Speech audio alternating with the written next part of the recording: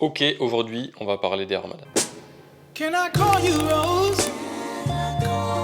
'Cause you're sweet like... J'ai vu que la vidéo des Simply vous avait plu, donc on va faire celle des Armada aussi. Il y a eu pas mal de demandes pour cette vidéo, pour voir ce que je pensais de ces skis là. Donc c'est parti, let's go.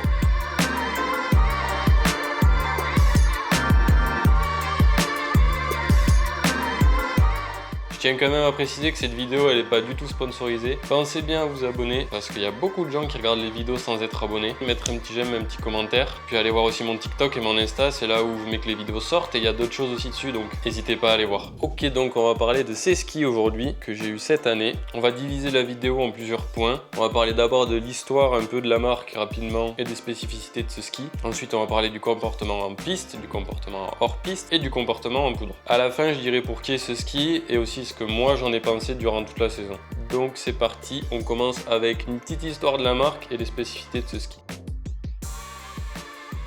Donc Armada c'est une marque américaine qui a été créée au début des années 2000 par plusieurs gros skieurs comme Tanner Hall, Julien Régnier, il y a eu aussi JP Auclair et bien d'autres qui avaient décidé de faire une marque un peu plus typée freestyle, free ski, plutôt que les marques traditionnelles qui restaient sur du ski à l'époque assez basique, voilà, du ski de piste. Dans la team Armada, il y a quelques gros noms, ils sont beaucoup représentés dans le haut niveau. Il y a Henry Carlo, Phil Casabon, Sammy Carlson, Max Moffat et il y en a bien d'autres encore. Armada, comme je le disais, c'est une marque de free ski principalement. C'est très orienté freestyle, freeride et tout ça. Dans la marque, il y a plusieurs gammes. Donc il y a la gamme ARV que j'ai là, ARW qui est la même chose pour les filles. Il y a les signatures qui sont les pro modèles. Il y a les zéros, les declivity, les reliance et les locators qui sont pour la rando. Ça fait quand même une marque assez complète pour une marque de free ski. Il y a quand même pas mal de choix, plusieurs gammes, donc ça c'est cool. Moi j'ai les ARV 100, donc c'est le milieu de la gamme des ARV. Il y a le 84, le 88, le 94, le 100 qui est là, le 106 et le 112. Donc moi j'ai pris le 100.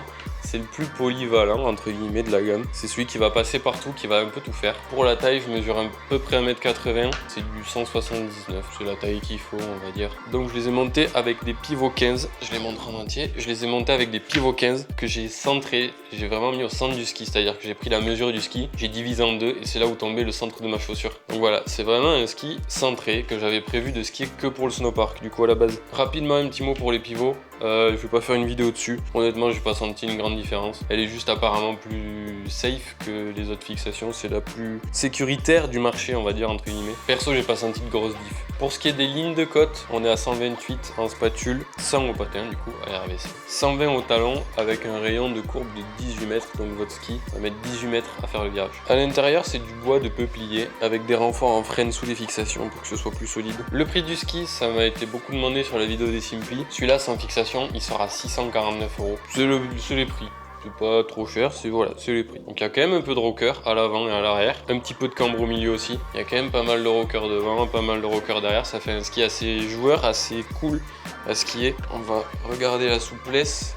C'est quand même un ski assez souple, qui a pas mal de pop. Ça a pas mal de renvoi, donc ça c'est cool. Et je trouve perso que sur ces skis, les graphismes ils sont assez réussis. Hein. Couleur violette, elle est assez jolie. On a fait le tour des specs, maintenant on va passer à ce que j'en ai pensé pour la piste.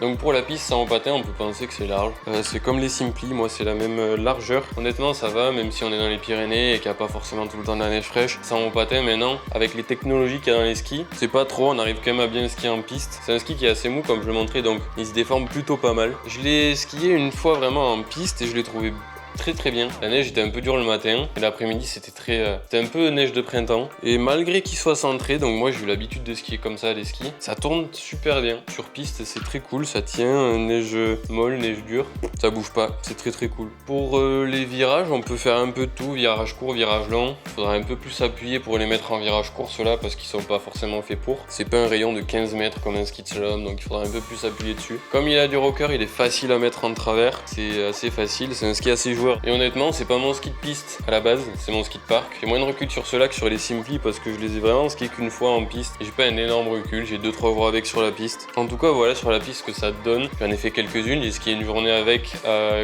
Du coup, je me suis fait mal au genou. Et la journée où j'ai fait du parc, j'ai fait un peu de piste avant. Et y a pas grand chose à dire là-dessus, honnêtement. Ensuite, on va passer au comportement qu'il a en poudreuse.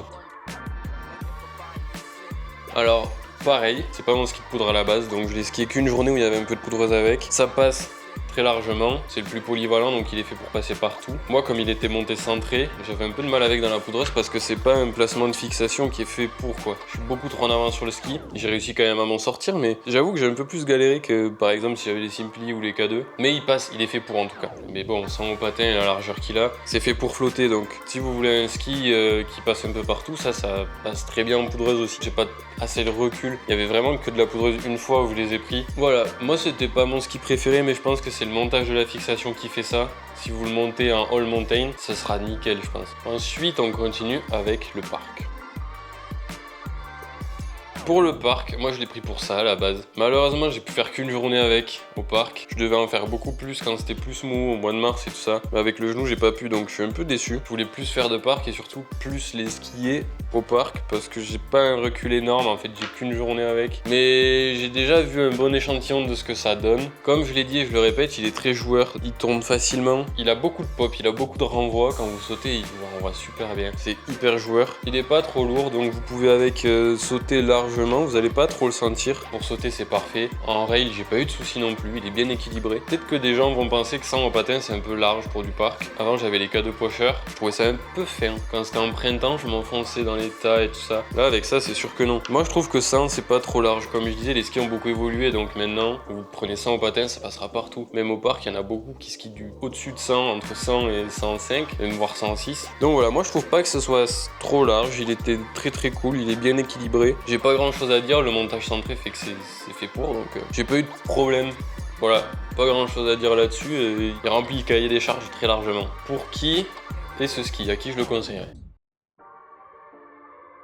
C'est un ski polyvalent, c'est le plus polyvalent de la gamme ARV de chez Armada. Donc il est censé tout faire. C'est ce qu'il fait très bien. Il fait tout. Je pense qu'en poudreuse, il flotte très bien avec un montage all mountain. En piste, il passe très bien aussi. Même centré, moi, j'ai pas eu de problème avec. Et en parc, c'est un peu l'âme de la gamme ARV, je dirais. Il pourrait très bien aussi passer en backcountry et tout ça. Il n'y a aucun problème avec ce ski. C'est même pourquoi il a été conçu, le 100 et le 106. C'est un ski qui est hyper accessible à tous. Quelqu'un qui a déjà un niveau intermédiaire, peut-être pas au débutant, mais quelqu'un qui a un niveau intermédiaire jusqu'au confirmé, c'est un bon ski. C'est un très très bon ski. C'est un ski que je conseille très largement. Il passe partout. Si vous avez besoin d'une paire de skis pour tous les jours, vous avez ce ski. Il fait très très bien le job. Honnêtement, il fait très très bien le job. Pas besoin d'aller chercher très très loin. Puis bon, Armada, ils ont déjà fait leurs preuves. C'est une marque assez connue. C'est un ski qui est hyper amusant avec du rocker. Ouais, c'est un all mountain un peu orienté freestyle. Je le conseille. Pour finir, qu'est-ce que j'en ai pensé?